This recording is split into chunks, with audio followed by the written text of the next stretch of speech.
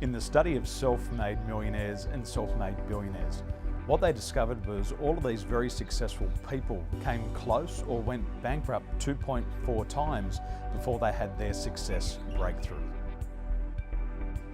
This client was getting knocked down and eventually got knocked down.